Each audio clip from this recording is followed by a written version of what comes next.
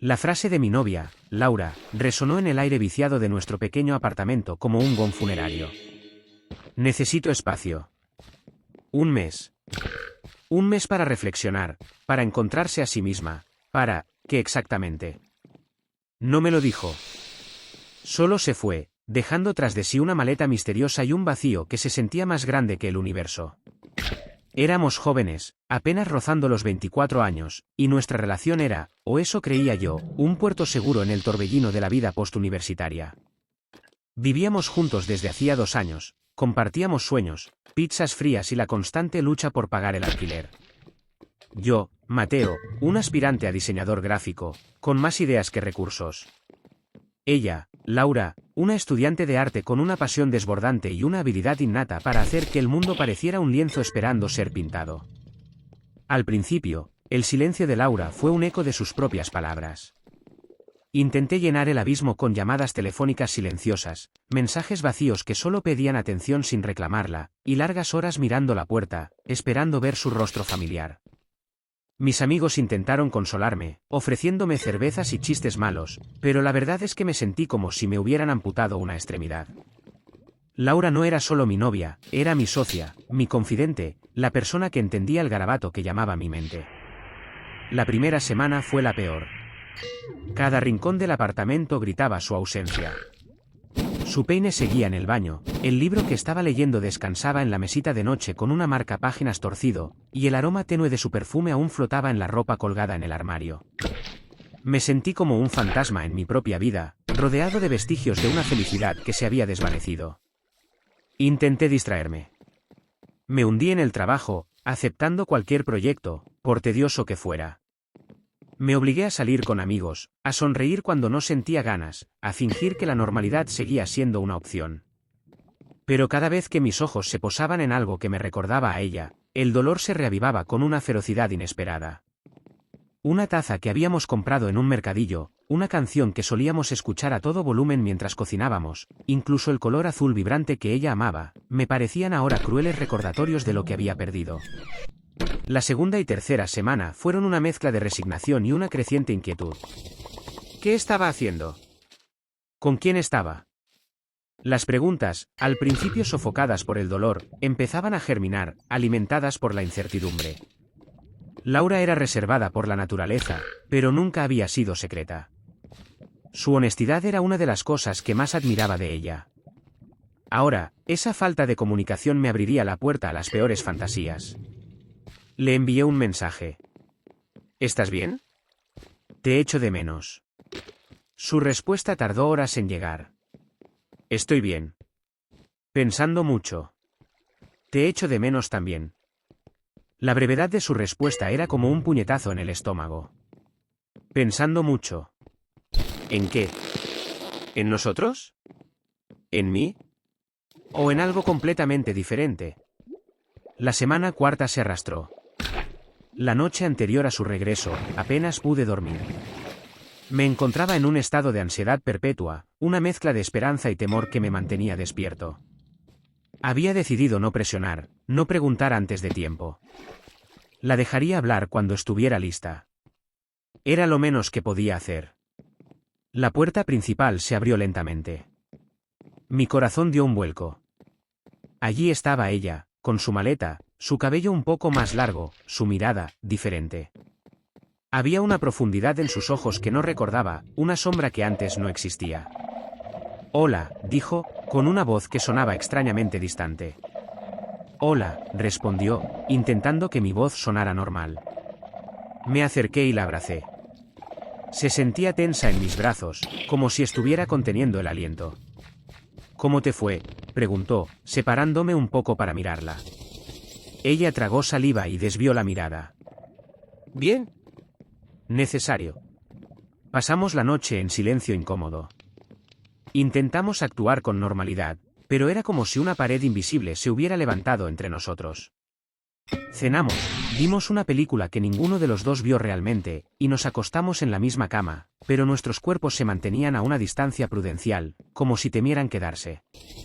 A la mañana siguiente, el sol entraba a través de las persianas, pero la atmósfera seguía siendo opresiva. Laura se revolvió en la cama, y yo supe que algo estaba mal. Mateo, dijo, y su voz tembló. Se giró para mirarme, y sus ojos estaban llenos de lágrimas.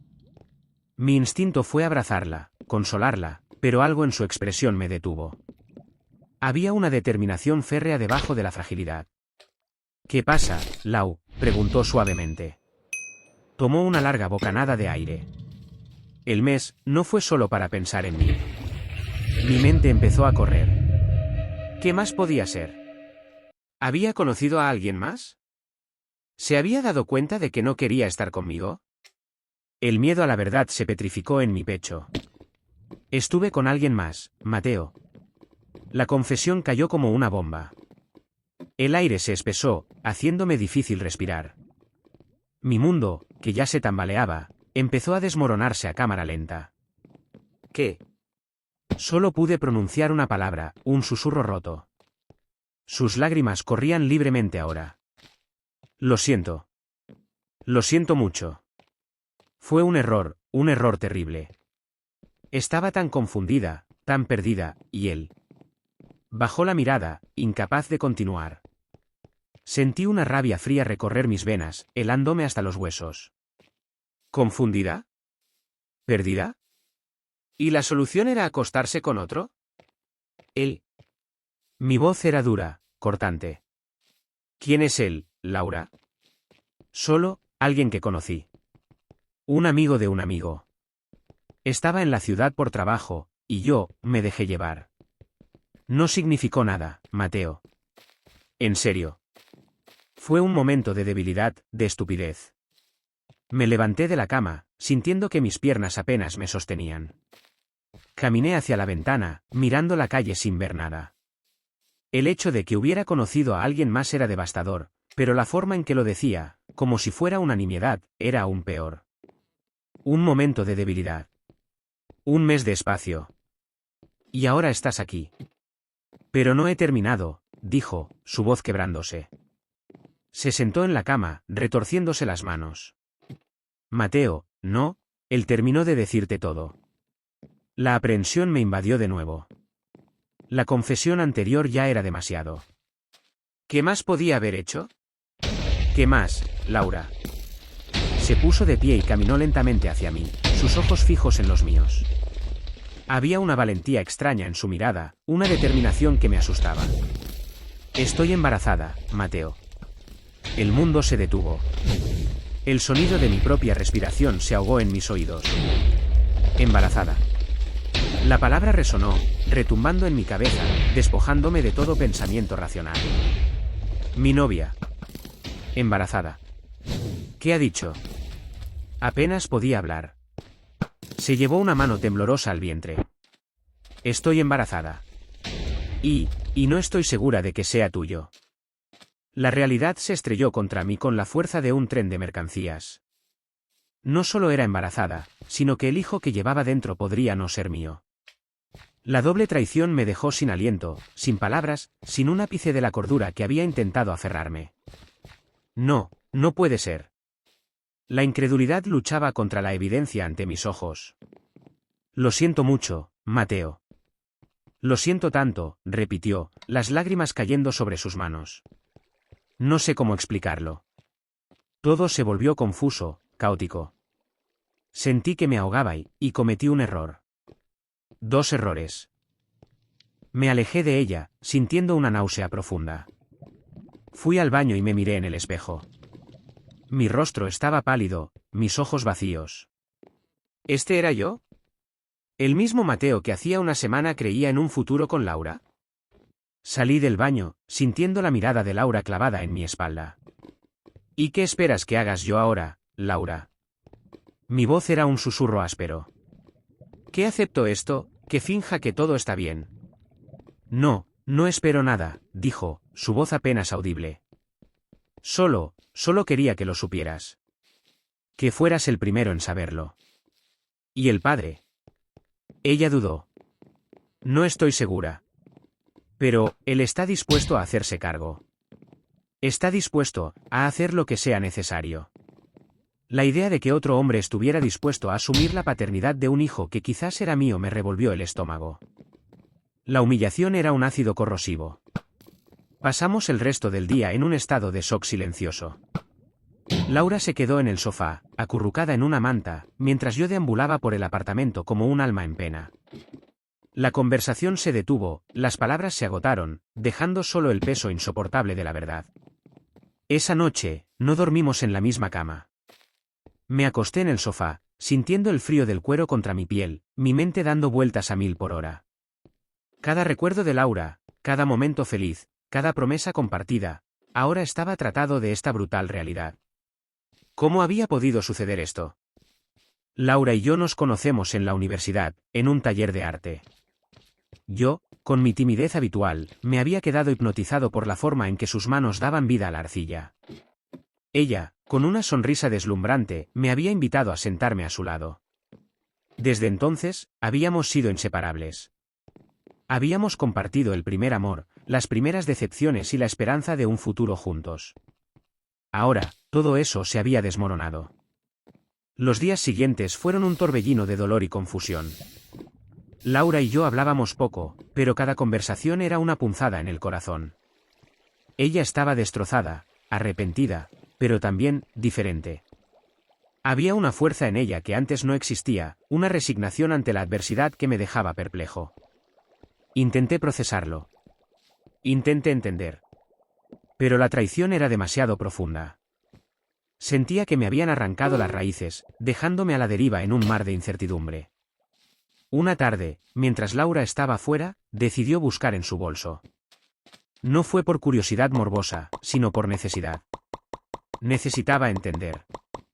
Encontré un folleto de una clínica de salud, y una cita marcada para dentro de 2 semanas. Junto a ella, un número de teléfono. Lo busqué en internet.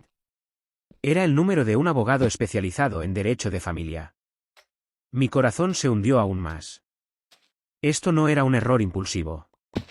Esto era algo planeado, o al menos, algo que ella había considerado seriamente. La confronté esa noche. La miré a los ojos, y ella supo que yo sabía. ¿Por qué, Laura?, le preguntó, mi voz quebrada. ¿Por qué planeabas esto? Ella rompió a llorar de nuevo. No lo estaba planeando, Mateo. Solo, estaba explorando mis opciones. Estaba asustada. No sabía qué hacer contigo, conmigo misma. ¿Y el padre? Lo conozco. Es una buena persona. Me ha ofrecido apoyo. Me ofreció quedarse conmigo. La idea de ella con otro hombre, construyendo una nueva vida, con mi hijo en su vientre, o quizás no mío, era insoportable. Sentí un vacío helado donde antes había amor y esperanza. Así que te vas, dije, la afirmación más que una pregunta. Ella ascendió, las lágrimas rodando por sus mejillas. Necesito esto, Mateo. Necesito tiempo para pensar en el bebé. Y necesito tiempo para encontrar mi camino. ¿Y yo, dónde encajo yo en todo esto? Se encogió de hombros, devastada. No lo sé.